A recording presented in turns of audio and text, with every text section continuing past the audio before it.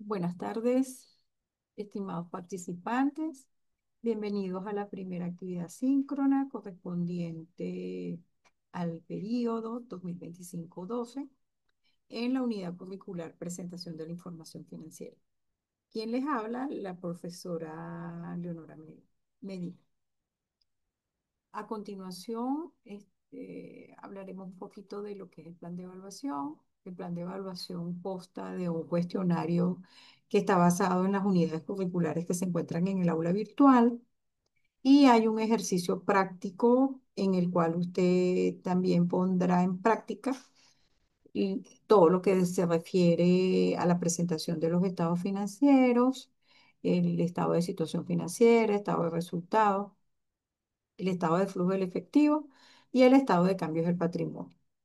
En ese sentido, se hace necesario resaltar que este lapso es sumamente corto, por lo tanto, usted debe cumplir con las actividades en las fechas programadas, de ser posible con bastante antelación, de tal forma que puedan cubrir exitosamente ambas actividades evaluativas y logre cumplir sus metas académicas en forma expedita. En ese sentido, traje a colación como especie de algunos tics referidos a lo que es la presentación de la información financiera y lo que representa para una entidad contar con cifras fidedignas reflejadas en los estados financieros. A continuación, comenzamos. Primero que nada, vamos a señalar qué son los estados financieros y cuáles son los componentes que lo conforman. Como se puede observar en la lámina, los estados financieros permiten comunicar a terceros, en ese caso a la junta directiva, a los accionistas de una entidad, de forma clara la información financiera donde se establece la situación económica y el rendimiento de una empresa, lógicamente mediante qué? Mediante los estados financieros. En el caso de los estados financieros, recuerden que los estados financieros están conformados por el estado de situación financiera, el estado de resultados, el estado de flujo del efectivo y el estado de cambios del patrimonio y lógicamente sus notas explicativas, donde se señala, digamos, los diversos componentes que conforman las cuentas que se reflejan en esos estados financieros. Lógicamente, la presentación de los estados financieros están realizados a través de lo que son las normas internacionales de información financiera y estos deben ser comprensibles, relevantes, confiables y comparables. En ese caso, por los usuarios, cuando hablamos de los usuarios, estamos hablando de los dueños de la empresa. En ese sentido, si la empresa cotiza en la bolsa de valores por los inversionistas que quieran, digamos, formar parte de la organización, y por otros entes reguladores, en el caso de la administración tributaria, porque estos de alguna manera reflejan todo lo que tiene que ver con la parte tributaria. Todo ello, todos esos componentes que conforman los estados financieros, como son los activos, los pasivos, el patrimonio, los ingresos y los gastos, permiten a la empresa toma de decisiones acertadas y, en ese caso, cumplir los objetivos organizacionales de la entidad. Cuando hablamos del estado de situación financiera, estamos hablando de que este estado, valga la redundancia, informa lo que posee la empresa en cuanto a sus activos y las obligaciones que tiene la empresa con terceros y lógicamente al usted restar el activo de los pasivos le debe dar lo que es el patrimonio. En este caso, ¿qué conforma el patrimonio? El capital social, la reserva legal, si existen, digamos, utilidades no distribuidas, la pérdida o ganancia del ejercicio, todo ello conforma el patrimonio.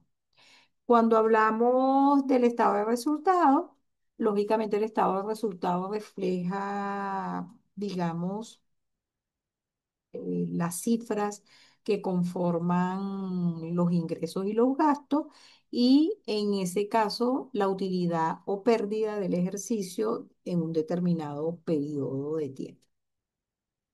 En el estado de flujo del efectivo ayuda a conocer la cantidad de efectivo generada y cómo fue gastada durante un periodo contable.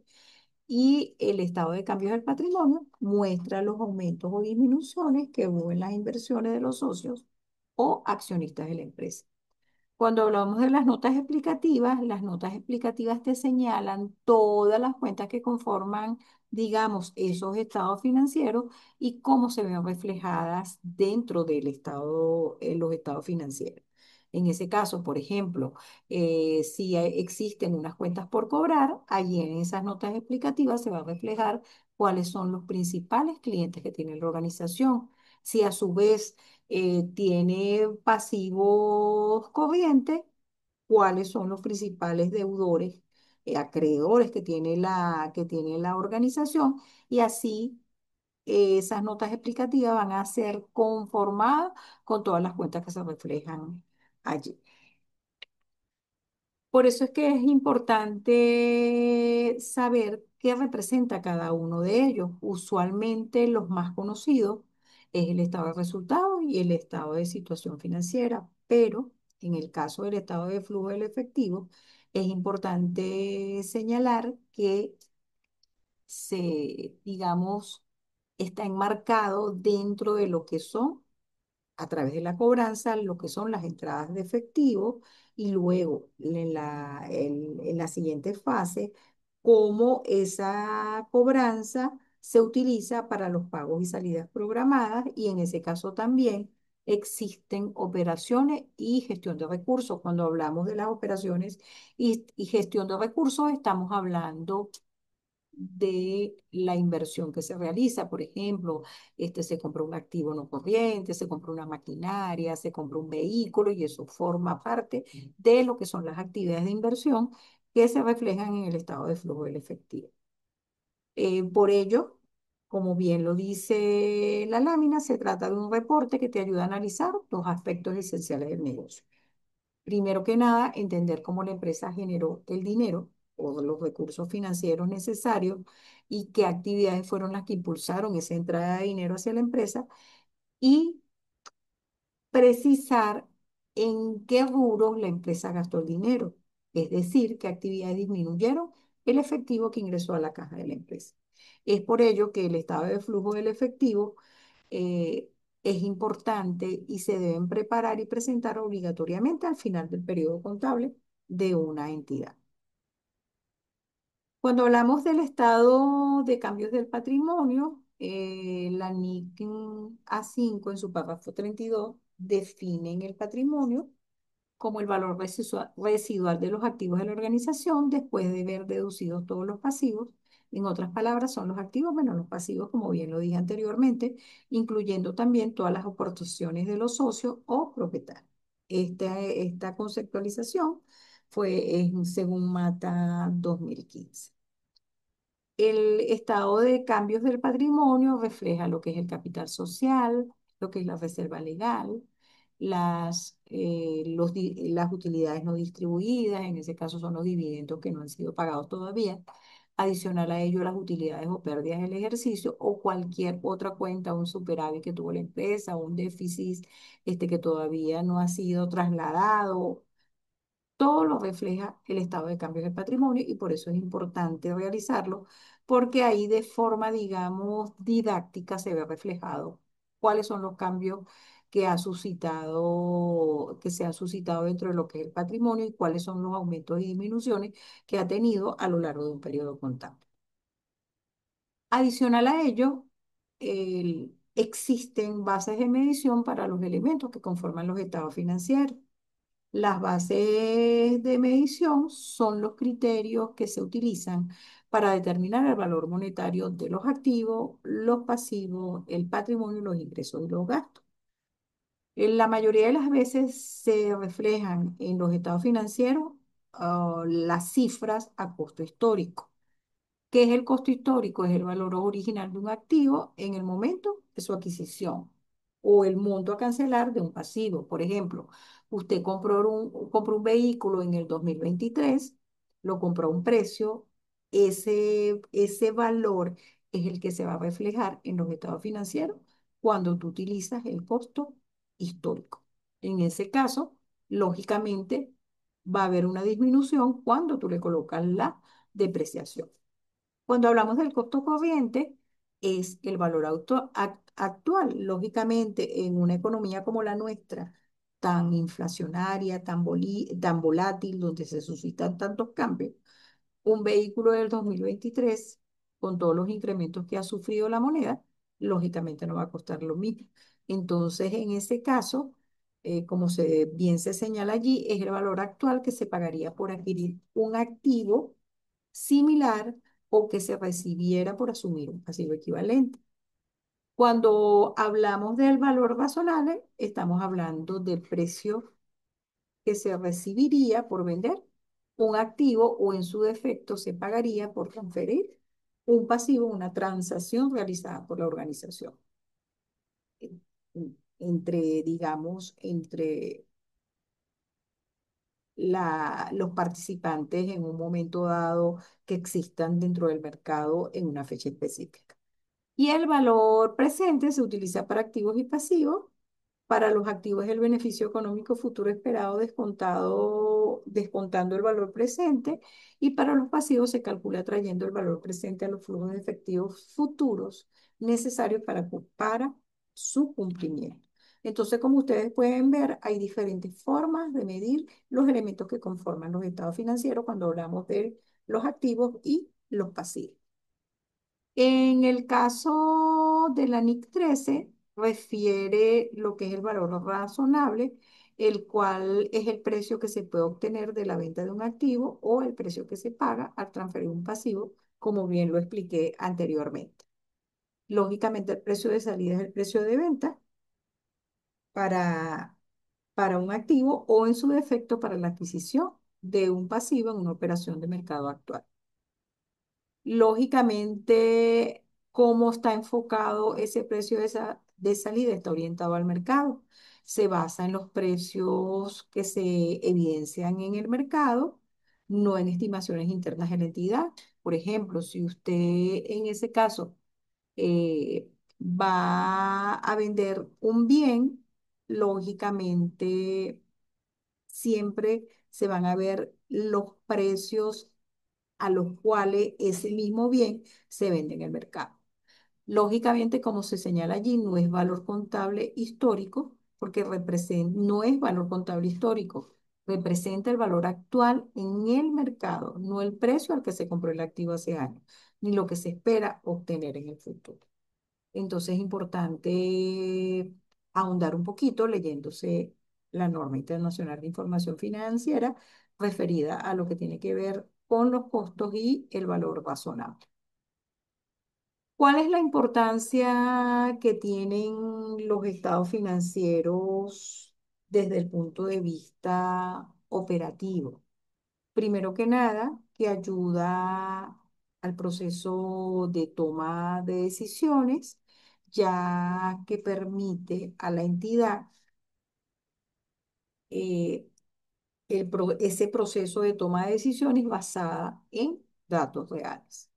¿Para qué? Para invertir, buscar financiamiento o en su defecto, si se quieren ampliar, digamos, los espacios donde se desenvuelve la empresa, esta es una forma valedera de realizarlo para el proceso de toma de decisiones de la entidad, para tomar las decisiones más acertadas de acuerdo al momento coyuntural económico que esté pasando la empresa en ese momento. Cuando hablamos de lo que tiene que ver con la evaluación del desempeño, ahí en ese caso, lógicamente, va a mostrar lo que es la rentabilidad. Cuando hablamos de rentabilidad, estamos hablando la utilidad que tuvo la empresa en un periodo determinado, y esa rentabilidad se refleja en el estado de resultado a través de qué, de cuánto se ganó y cuánto en forma general en la entidad y por el aporte de los socios, cuánto se están ganando por cada bolívar invertido. En el caso, lógicamente, del estado de flujo de efectivo, la liquidez, que es, digamos, el dinero que tenemos para pagar nuestras obligaciones a corto plazo con la entrada de efectivo que tiene la organización en un periodo determinado también. Y lógicamente todo lo que tiene que ver con la solvencia, que es a través del balance del estado de situación financiera, que la solvencia tiene que ver si en ese caso no tenemos comprometidos nuestros activos con obligaciones con terceros o en su defecto no tenemos comprometido nuestro patrimonio con obligaciones a corto o a largo plazo. Lógicamente, la transparencia, porque en la medida de que las cifras que se manejan en los estados financieros estén basadas en datos reales, en ese caso son fundamentales, primero, para conocer, digamos, la situación financiera de la organización en un momento dado y si se requiere obtener financiamiento de una entidad financiera, lógicamente se va a ver esa transparencia reflejada en los estados financieros. Y adicional a ello, en cuanto a lo que es la administración tributaria también a la hora de hacer una fiscalización va a tomar en consideración las cuentas que se manejan en los estados financieros y cómo se reflejan en ellos. Finalmente, es importante que los estados financieros sirvan para facilitar el control de la gestión financiera de la organización. En ese caso, establecer cuáles son las debilidades y fortalezas que tiene la empresa, porque a través de ellas se van a corregir cualquier problema financiera que tenga, cualquier problema financiero que tenga la organización en un momento dado. Entonces, como ustedes pueden observar, los estados financieros son un reflejo o son, digamos, la radiografía desde el punto de vista financiero que refleja la salud financiera de una organización. Por eso es que son tan importantes que refleje la situación real de la empresa. Muchas gracias por su atención. Nos vemos en otra próxima oportunidad. Saludos.